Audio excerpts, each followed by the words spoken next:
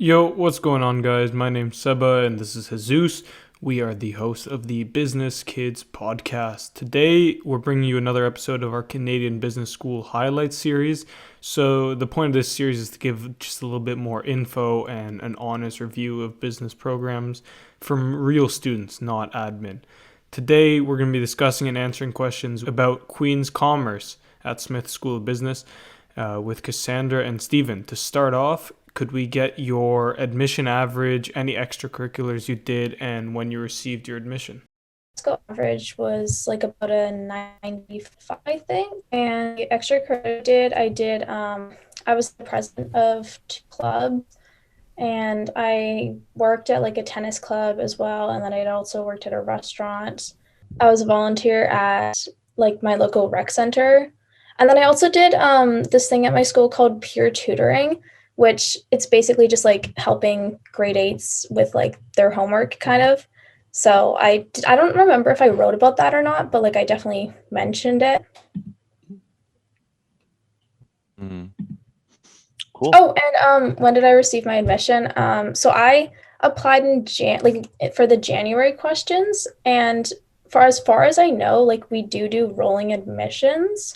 So since I applied in January, I got in like semi later because like just I mean I'm pretty sure that because I applied in January, they looked at my questions later than people would have applied in like November. So then I got in like mid-April-ish. So I would say that's like something to consider just based on my experience is like you want to do the earlier questions if you feel comfortable with it and like if you have time. I I still got in, but they do rolling admissions, so it's just something to consider. Okay. All right. Thank you. My name is Stephen, and I actually graduated 2 years ago, so I'm COM 19. And you'll have to excuse me. I'm trying to remember. This is 7 years ago. So I think I got in with an average of something like 91, 92.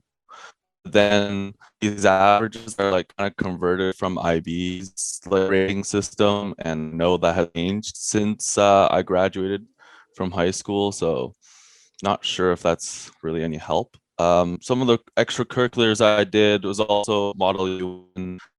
I was co-president of our school's club.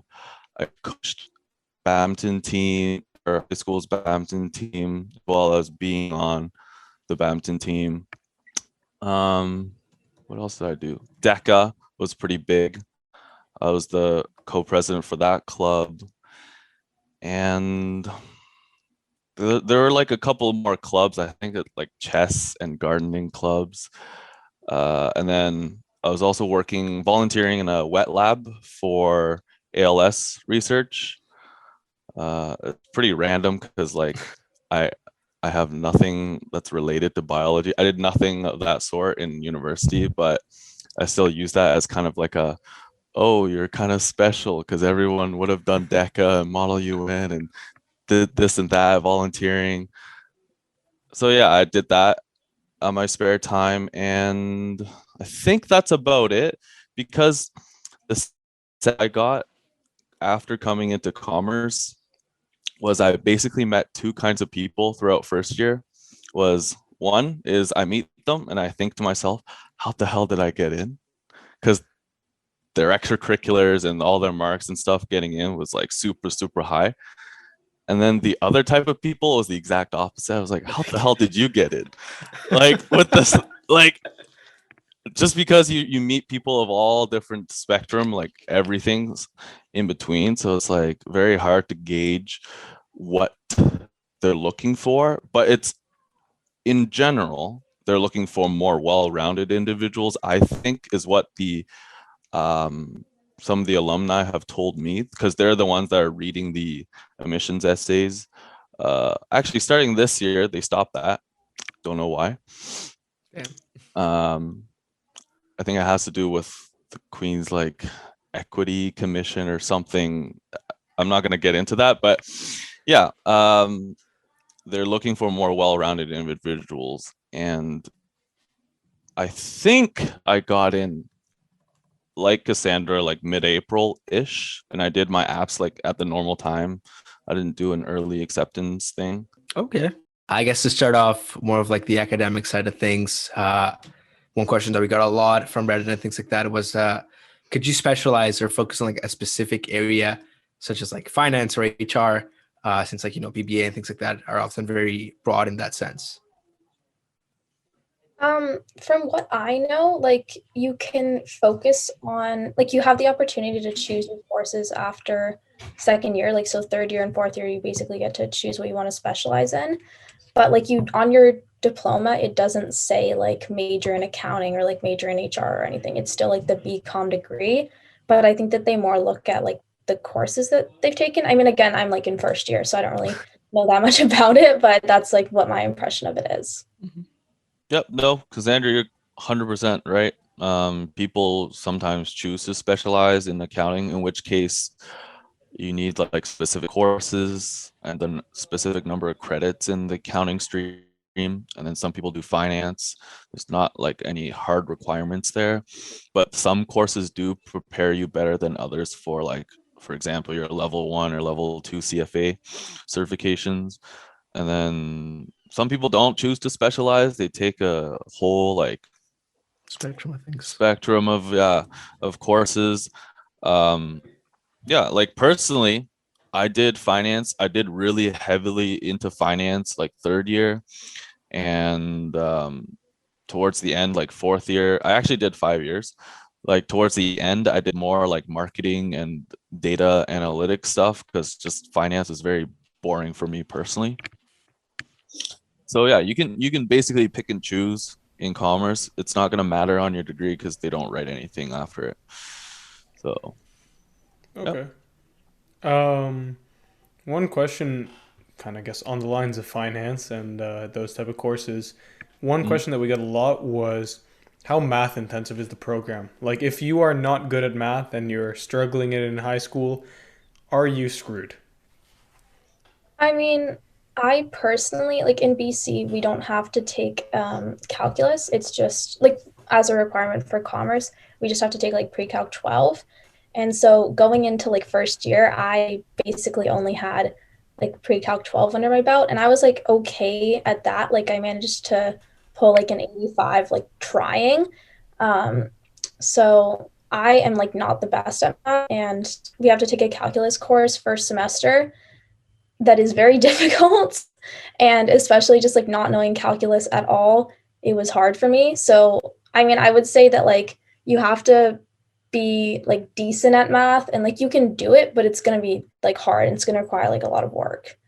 And like if you're really bad at math, I would say like if you can't even make like they have an 80% cutoff for pre-calc 12. I'm not sure about like in Ontario, but if like you can't make that, like I would not recommend it just because like the entire program, like I mean, I guess you can specialize more in less math heavy courses like later as you go on, but calculus is just like a killer. So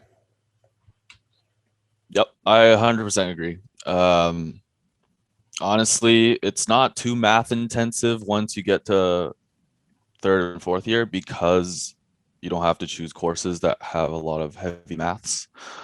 However, in the first 2 years, you do need some sort of fundamental knowledge of calc, especially first year. I remember a lot of people struggling with calc, but they tend to do better on the stats course. It just kind of depends. Like we always joke that the higher mark you got in calc, the lower mark you got in stats. I don't know if that's still true, but oh, sorry, I cut you off. Yeah, no, it's okay. But basically, after second year, you don't really need a lot of math, but to get through the first 2 years, you do need some like foundational math that's like should have already been taught in grade 12 or partially taught in grade 12 in Ontario. Like I don't know about other provinces. Yeah. Yeah, I mean, I think like just not taking calculus in a high school definitely put me at a disadvantage because like we learn like matrices and like derivatives and everything. Like everything in calculus was completely new to me. And I know like a lot of people in Ontario had already like studied that. and they kind of like knew a bit what they were doing. And I was just like, oh my God, I'm so out of my league here. Like, I don't understand any of this. But yeah. Yeah. Like instead of getting punched in your face, if you did do some sort of calc in high school, it's more like a gentle touch when it comes to math. But it honestly depends on how much you remember and how good your prof is at introducing new concepts. Because the prof, I don't know who's teaching first year calc nowadays, but my prof, Rogers, he had basically assumed everyone, like he asked, hey, how many people took calc in high school? And like I think 90% of my section raised their hands.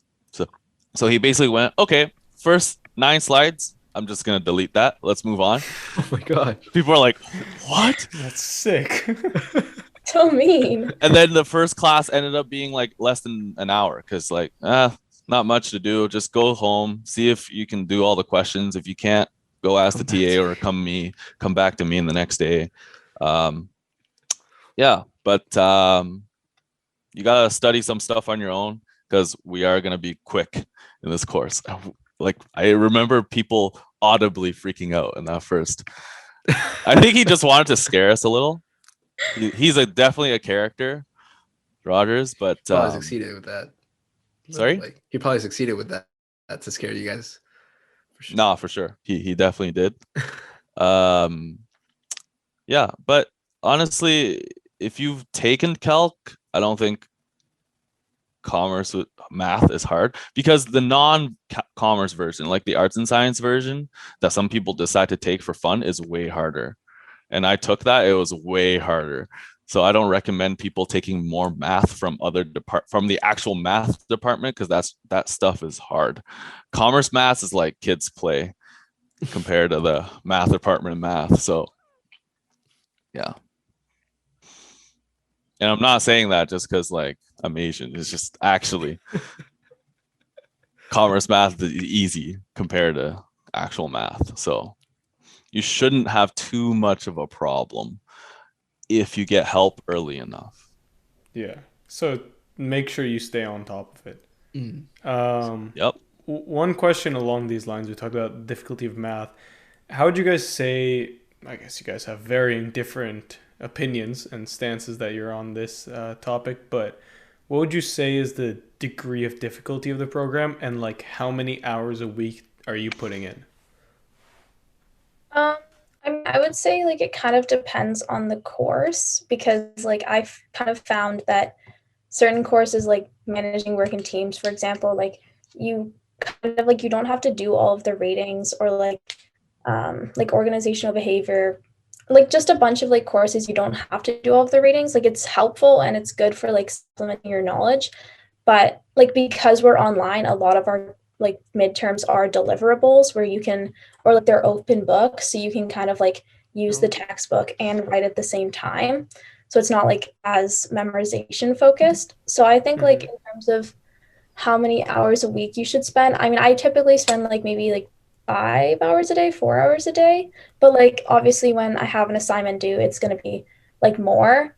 And I kind of try and like structure my time based more on courses that I need more help with. So like I spend a lot of my time doing like, or in first semester calc or like this semester accounting or like stats because I'm like not that good at math. So I need to focus more on like the math heavy courses. Are you including the class time within that 4 to 5 hour range? Or? Oh, no, sorry. Okay. Did Did commerce get harder? I mean, like, I think I need to do like a lot of catch up work just because I'm not very good at like math. So True. First year is pretty math heavy, I'd say. Yeah. Also, my numbers might be just a bit off because I'm like thinking back, and last week was midterms week, so I'm thinking back to last week, and I'm like, okay. But online is very difficult. I've heard from It's people difficult. that are still at Queens, like or still in commerce. Like online classes right now are killing them.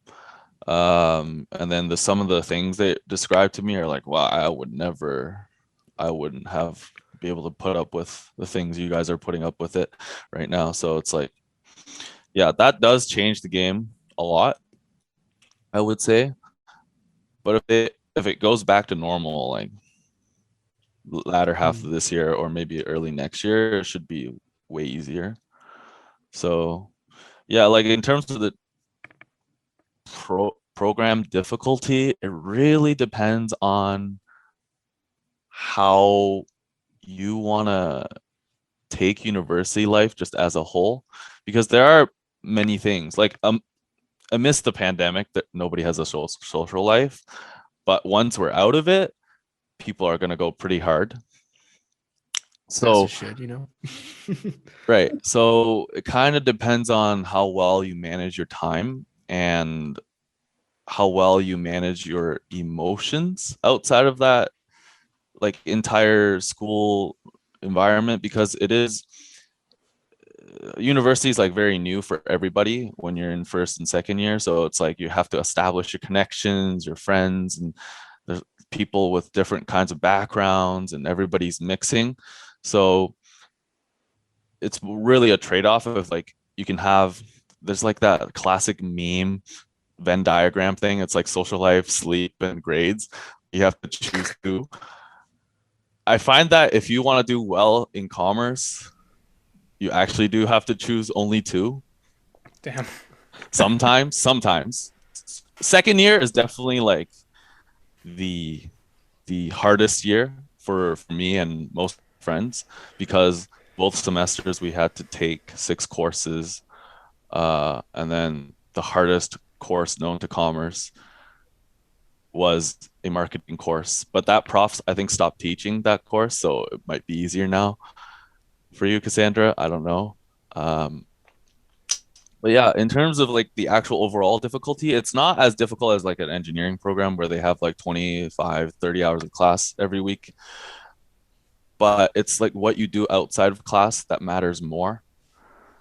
So, and you'll understand what I'm talking about once you're actually going through it. Like hearing that might not mean anything to you, but once you're actually in second and third year going deeper into the program, you understand like, okay, my homework, my readings, not as important as like actually talking to the people that are actually working, alumni, maybe profs, establishing connections, going to conferences, getting jobs, stuff like that. So I would say the least important thing, and this might be setting like a bad example, but the least important thing about the program is the actual program itself. Everything happens outside of it, is my personal opinion. I mean, that makes sense. Yeah, at some point, like, you know, you gotta diversify and actually look at like, I mean, you are getting a job at the end of the day. That like that's where we're doing all this. It's a very practical experience. Right. Mm-hmm. I mean, now that we've touched upon COVID and things like that, obviously, Stephen, you had the luck of, I guess, not experiencing that. But Cassandra, given your experience so far with COVID, how do you think like the university has managed to, I guess, deal with like the whole situation? Do you think it's like going well, or maybe, you know? I mean, I think it's definitely a lot harder than being in in-person class, because just there's a mental aspect, like just motivating yourself to go to class when you could just stay in your bed and sleep. Like it's Right. not, it's harder to stay focused. It's harder to like really grasp the material and like actually go to class and just everything like that.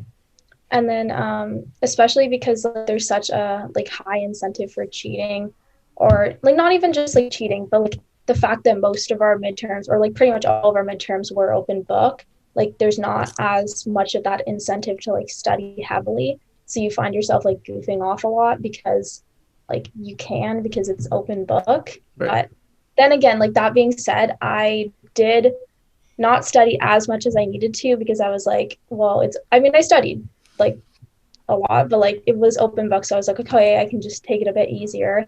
And that was a bad idea, because open book midterms, like they're still hard. You have to know your stuff in order to like be able to get it done in the time frame. Like for our financial accounting midterm, we had 2 hours to complete like 6 really hard questions, and like they were multi-step questions. It was like you had to know your stuff. Yeah. And that was difficult. I guess they like make it hard on purpose. Yeah. In terms of COVID, one thing that is nice is that all of our lectures are like recorded. So like we have live classes to go to. And then they also post like the recorded version of the lecture afterwards. It's like if you missed something, you can go back and watch it. And like if you're running low on time, you can like watch it on 2 times speed or like 1.5, which is nice. Yeah, so like I like that aspect. Yeah, I feel like that's Okay. the beauty of COVID, watching lectures at 2 times speed. I definitely do that a lot sometimes. Bro, how do you do that shit? That It's shit just kills me. I don't know, just scribble crap real quickly and that's it.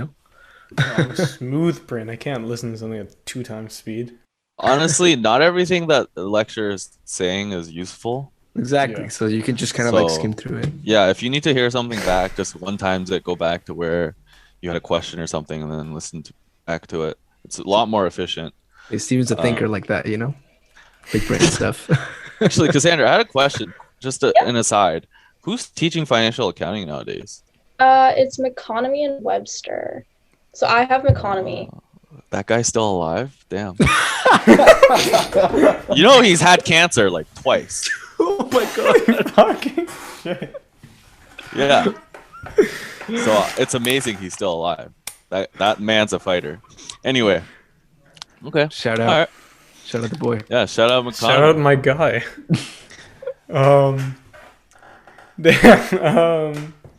All right, the next question that people had was like a lot of universities, business schools are known for certain things, like Schulich's known for accounting, UBC, well, we just found out that they're known for accounting. Western, U Never of T, heard of other them. stuff. Just kidding. Um, Go on. Steven's getting beef with them. What do you think? What is the kind of main industries that Queen's Commerce kids go into? Like, what's your big field? I mean, I heard that like a lot of people go into accounting and finance, but I mean, I'm in first year, so I don't really know that much, but like that's what I've heard from people.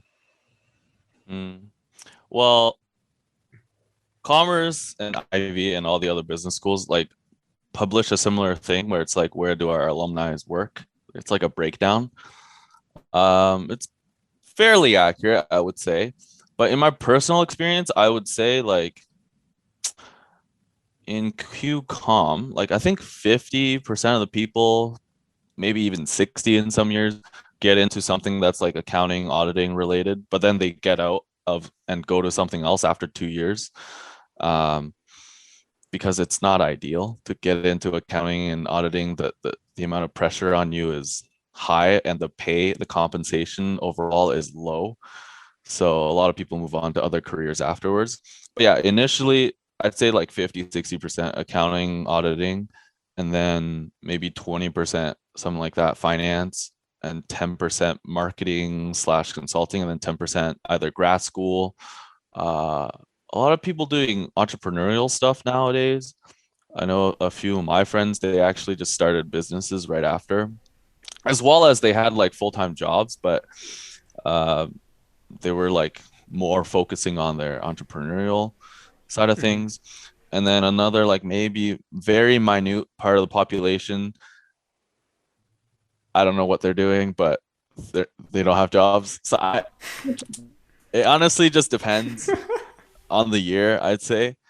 No, everybody eventually does find a job. It's just like right after school, because some people you lose connection with, like you stop talking to them after school and you don't really know other than like the few months right after graduation.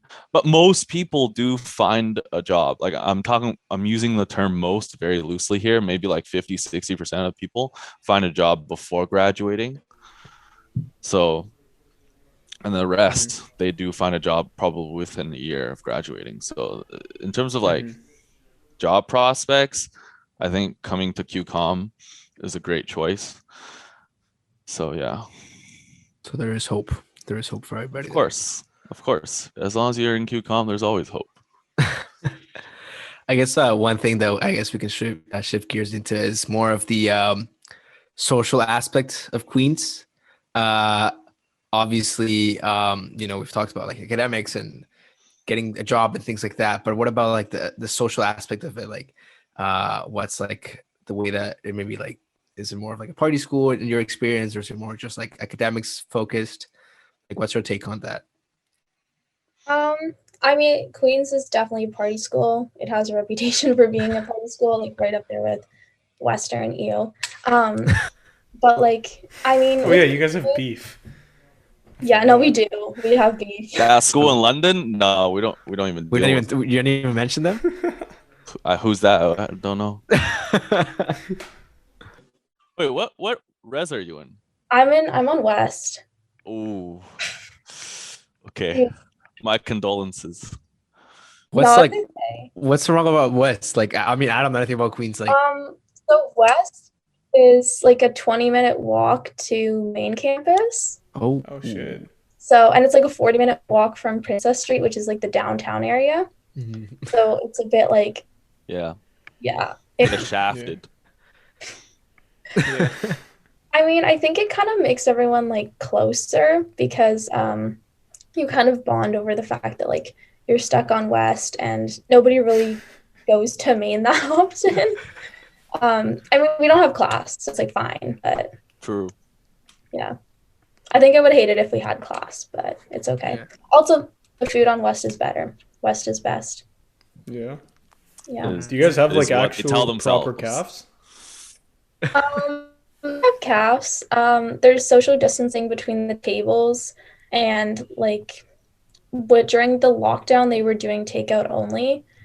So that was kind of sad, but it's okay. Fair play. Oh, one thing that we also got, I guess, along these lines, talking about different reses and all this kind of stuff with campus security. How safe is campus? I mean, as a woman, like, I don't feel comfortable walking anywhere alone at night because it's scary. And like, it's dark and just, yeah. Mhm. But like in terms of like in my res and just with everyone that I've met, I haven't like felt sexually harassed at all. I haven't felt uncomfortable. I've always felt like safe being around people. I mean, obviously that's not going to be the case for like every woman in every case, but like, from my experience, I haven't experienced any sexual harassment, but I can't speak for everyone. Yeah. And I think with like if in-person classes or in-person instruction resumes in the future, it's all going to change. But when I was there, Queens was relatively safe. I didn't really hear much about people getting assaulted on campus or any type of violence. There were thefts of bikes, a lot of bike theft Damn. going on. Yeah.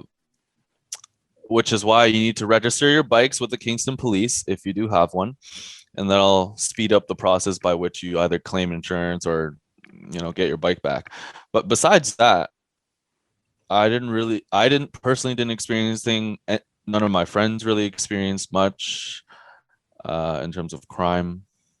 Yeah, but the campus itself during the day and at night are both like really. I mean, at night it's well lit in most areas of the campus. At least on main campus, I can't speak for West, but during the day, you can basically see the like. If you walk down University, you can basically see it's a very wide open campus. So I've personally never felt unsafe walking on campus. Yeah, I mean, we do have these like blue street lamps that are like pretty much everywhere. Like I think it's like you can see there's one like somewhere and then you're within walking distance or like seeing distance of another one. And then there's a button on them and then if you press it like the cops will come. So I think that's like a good system. And if you like sense that someone's following you, you can go to the next one that you see, and then they can actually track the blue lights that you pressed on, and then they can come to you. Wow, that's actually That's cool. sick. Yeah, that's Yeah. actually smart. Which is why there is a jacket bar. I don't remember the name. Obviously not school sanctioned. Where if you go press all the lights from one end of the campus to the other end, it's an achievement. Oh, Urban oh. legends. Yeah. I don't know So if you guys know what jacket bars are, but like for engineering, basically they have these like jackets called like the GPA jacket, I think. I'm not really sure. I think it's called like golden something, like that's what it stands for. but basically they have all these like bars that they achieve and they like stitch them onto their jackets. So like what Steven mentioned is one of them. There's like a whole Wikipedia thing about them if anyone's like interested in them. Yeah, you can look them up. It's a very, I guess, like hush hush part of the Queen's social life. Well, sometimes it's hush, sometimes not. And it's all based on the honor system. So if you achieve it and you can get it made and stitched onto your jacket, obviously none of this is like school sanctioned. So technically nothing is going on. School doesn't know about any of this. Yeah, and that's like just for the engineering program. Like commerce doesn't have anything like that. So well, technically you can get it. Like you just look like a douche. You're not part of that clique. It's like, oh, you're not an eng and you have jacket bars. It's like, what are you doing? But yeah. Exactly. Speaking of jacket bars, there's the that hat that we get, Cassandra? Yes. Wait. Yeah. What is it called again? The TAM or the bicep? The TAM. So like, yeah, everybody gets like this hat with like a little pom-pom on top. Every faculty has a different colored pom. I know, Queen sounds like it's a cult. Anyway, so we get a big cap and like there's a pom-pom on top of the cap. It's not like a cap. It's like a full, like those army hats that go all the way around, Okay. And there's a pom-pom. Yeah, so sort of, almost. Okay. You can look it up. But basically, if you're a first year, anyone on campus that's not a first year, so like upper years, they can rip off pom-pom. If they find out, like if they ask you, are you a first year? And you answer yes, they can just rip it off. So protect your pom-pom. That's why nobody wears their TAMs. This? Yes, exactly. In commerce, we have burgundy pom-pom on top. Yeah. And I almost got mine ripped off in a McDonald's because somebody mistaked me for a first year. I don't know, because I looked young or something. But I just decided to wear it because why not? It was like last day of midterms. And somebody was like, are you a first year? I'm like, why? He's like, and then I see his buddy coming up behind me. I'm like, no, bro, I'm second year. Like, don't touch me. It's like, respect. I'm like, what the fuck? So that's an actual thing. So just be careful. That's sick, though. That's like a nice like community type of a thing that you can just do. Like. Yeah, it's really fun. It's wholesome. In Frosh Week, we get like, well, I mean, I haven't experienced Frosh Week, and like, I hope I get to next year. Holy crap! True. Oh my. Wow. Okay. Yeah. Yeah. We get like a visor that says Com24 and like a shirt that says I like commerce on it. And I think you're supposed to get like socks and shorts, but we didn't get that this year. So like, yeah, that's fun. That's like the initiation into commerce, the cult. Yeah. This is a cult. It's a bit of a cult, but it's... This is our cult episode. Okay. Never thought we'd get there. We made it. Next, we're going to talk to... Next, we'll talk to Herbalife. Amway, Herbalife. Yeah. Oh, man. I almost got into Amway once. Oh, like, no. My friend tried to get me into Amway. I went to like 3 of the meetings, and then by the end of it, I was like, yeah, no, thank you. It took you 3 meetings to realize? It took me 3 meetings to realize. Maybe this is... I was like, maybe I could... Some people are a little slow, Can't help it. I'm just kidding. Tough no, good for you. Don't get into that shit. No, I was like, I had to come up with some next crap. I was like, oh, like, I'm doing coding now. I want to invest my time. I'm not doing coding. Like, I just you can't code. Can barely even read. I'm just kidding. Dude, it's been a long day. I still have work to work after this, so this is the only break I get. Hey, bro. It's good, bro. It's good. It is true. We didn't want to say it, but Jesus actually is not very proficient at reading, so it's a soft spot for him. I think I'm gonna hop off the call after this. All right. I think we can go into the last 2 kind of questions, and the first one is, from your experience at Queen's, what is your favorite and least favorite part of the program? I mean, I guess I can answer that. I would say like my favorite part is like in terms of just like all around like favorite part of the program, or like academically favorite part, or anything. Favorite thing about going to Queen's like Commerce. the sidewalk. The sidewalk. I mean, I don't know. I personally like how culty it is. It's just like very inclusive and like you feel like you're a part of something. I mean, I know commerce, we kind of have like the rep of being like stuck up. I don't think we're stuck up, but like there's definitely some people that are stuck up. But like it's not People like everyone. that everywhere. So Yeah. But just like how inclusive everyone is and like how many traditions we have. I mean, obviously, like I didn't really get to experience a lot of them because of COVID, and like hopefully I will next year. Fingers crossed. But that's really fun. I think least favorite part is, um, I mean, I guess like I personally do not like writing very much, and when I came into commerce, I was under the impression there would not be a lot of writing. That was wrong. That is not yeah. true. There is a lot of writing. So I guess, and like just like readings, like I thought I was safe by going into commerce because like arts has a lot of writing and a lot of readings, and I was like, oh, it's commerce, it's fine. Mhm. No, there's a lot of writing, a lot of readings. You think that in first year.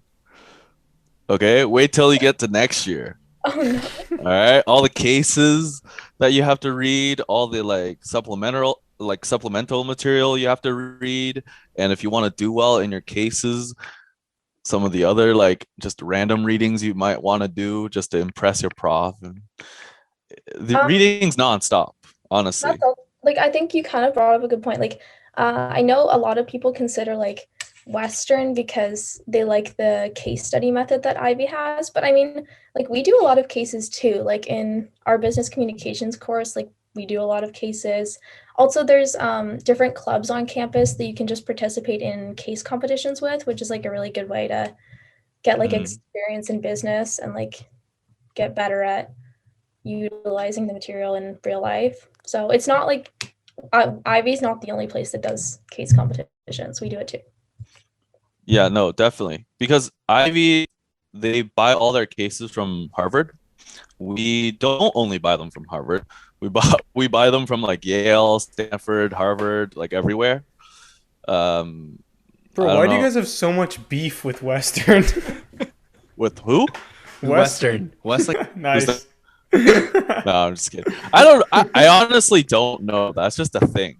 Like some of the profs are even in on it. It's like, oh, that school that in London that we don't ever talk about. I don't know. Like they have beef with us. I've never met anybody from Ivy that had beef with us. It's like mostly Queens having beef with Western. That seems Just like Western's one-sided. thing. Just Yeah, Western one-sided. seems chill about everything. Like their football team and MAC team are supposedly like rivals, but like if you ask a Western football kid, he's like, "Well, we just beat them." It's like, whatever. Tough. Like, okay. But yeah, no. Speaking of like, oh, Cassandra, you never talked about your least favorite part of the program. Oh my! Let you Well, finish no, up. I did. Like it's all the Oh, right. oh, All it's the all the reading, yeah, right? yeah, okay, yeah. That's actually one of my favorite parts is like how Really, much you I have to Wow. read and write. Yeah, getting offered Coke in the bathroom was definitely a highlight. Oh, for oh, No, what? I'm just kidding. Well, not about the Coke part, but that's That's not the highlight. That highlight. was actually a very low light. oh God. If you go to conferences, watch out. Like a lot of the finance people are gonna try and get you into some weird shit. Don't do it. At Noted. least Good at to least not know. pressured. If you want to, experience different things under different influences, you choose that to do it by yourself or with trusted friends and not just recruiters or strangers that you met like a day earlier at the conference. Okay, Just just a a little warning. disclaimer. Just as a disclaimer. But probably my part of the favorite part is like the social aspect, which I guess a lot of people are missing out on currently. Uh, but I've definitely made some lifelong friends. I've stayed in touch with basically, yeah, like the 3 or 4 people I stay close to nowadays are my commerce friends I made in first year. Some of them came and gone, but like there's like a core group of 3 or 4 people that we just kind of stuck together. Doesn't matter what path we went on, what courses we took, what jobs, what industries we went in, which countries we even worked in, like after graduating, we've stuck together. And that's like one of the most thankful things I want to express about commerce. It's like it actually makes people very tight together because there's a lot of group work, there's a lot of sleepless nights, and there's a lot of like grind that you have to do, and you kind of get that feeling that someone's doing it right beside you. It makes you just bond very much as a unit. And I get that feedback a lot as well when I'm like talking to friends. Like they've all stayed in touch with their close friends from commerce. So it's definitely like a natural network that you develop without even like consciously trying to go out and develop a network. And my least favorite thing, Getting offered Coke. nah, that has to be up there with the no. Least favorite thing is probably the sometimes like dealing with the administration was a little frustrating because the admin is very stringent on, or they have a very strict idea of what commerce is and should be. I know that's like changing, but at the time when we were there, commerce was a lot more, I guess, conservative and less diverse. A few years before I got there, the number of people of color that you can count, like you can actually count and put them into like one single section. There's like less than 10% of the commerce program was people of other ethnicities, and it's very not diverse. But like as the years went on, commerce started recruiting more diverse students into their student body, so that's great. And I guess the administration changes a little slower than the student body does. So I guess like just dealing with a lot of the rules and stuff. That's if you get into like a lot of the club involved in the club, as well as just not only side of things, also the science, student government part of the things. If you get involved with that, there's a lot of red tape, which you'll run into in the workplace as well. So I guess that's good practice. But dealing with a lot of administrative things while you're a student and trying to like just enjoy yourself is a little bit of a bummer. Yeah.